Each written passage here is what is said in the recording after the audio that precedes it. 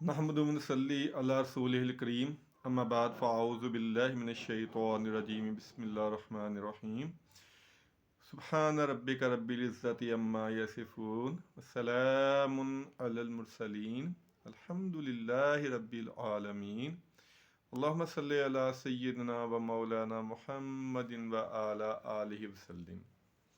हदीस रसूल सल्लल्लाहु अलैहि वसल्लम चैनल पे सबको खुश आमदेद। आज एक दो हदीसें हैं, मुख्तसर हैं लेकिन बहुत अहम मसला है, तवज्जो और गौर से सुनिएगा। जो पहली हदीस है वो 3806 नंबर है उसका, 3806 मुस्लिम शरीफ की ये हदीस है और बुखारी में भी मौजूद है ये। और रावी हैं इब्ने उमर रज़ी अल्लाह ताला अन्हो। वो रवायत करते हैं कि नबी पाक सल्लल्लाहु अलैहि वसल्लम ने इरशाद फरमाया कि कोई भी शख्स किसी बै के ऊपर बै ना करे, नरख के ऊपर नरख ना लगाए। इसका मतलब ये है कि अगर किसी शख्स ने कुछ चीज़ ख़रीद ली है तो दूसरा मुसलमान फिर उस चीज़ की कीमत ना लगाए।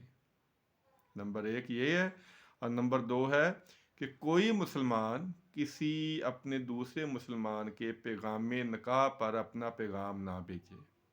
यानी अगर किसी ने किसी औरत की तरफ पहले निकाह का पैगाम भेज दिया है तो दूसरा मुसलमान फिर उसके उस औरत की तरफ अपना पैगाम ना भेजे। हमारे माशरे में ज़िद की वजह से, कुछ अना की वजह से इस तरह के मसाइल आम हैं, लोग ऐसा करते हैं। अगर किसी ने कोई चीज़ ख़रीदी है तो जो मालिक है उसको को पैसे ज़्यादा लालच दे के तो वो चीज़ ख़रीद लेते हैं, और जो मालिक होता है वो भी लालच में आकर अपनी ज़बान का या अपनी अहद का जो है पास नहीं रखता। ये इस्लाम में मना है। अगर किसी ने कोई चीज़ ख़रीद ली है, पता चल गया है आपको, हाँ गलती से हो सकता है कि आपको पता ना चला हो, लेकिन जानबूझ के ज़िद में आके ये जो ख़रीदना है ये बिल्कुल मना है। इससे नबी पाक सल्लल्लाहु अलैहि वसल्लम ने मना फरमाया है।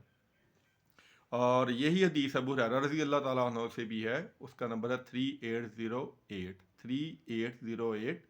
वो भी मुस्लिम शरीफ की है कि कोई भी शख्स किसी नरख के ऊपर नरख ना लगाए।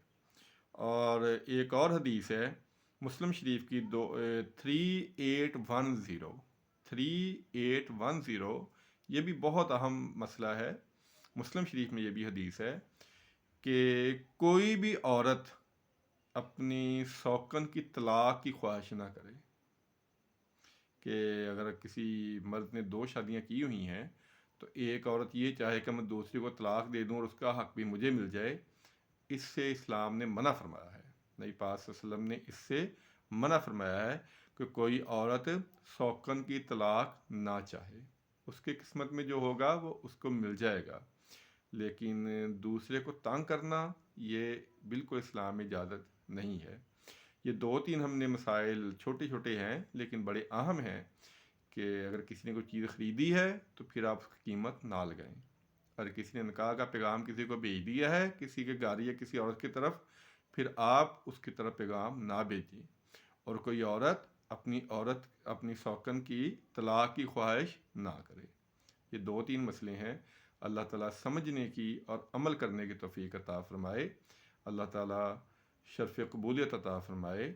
आमीन सुम्मा आमीन। अस्सलामु अलैकुम व रहमतुल्लाहि व बरकातुहू।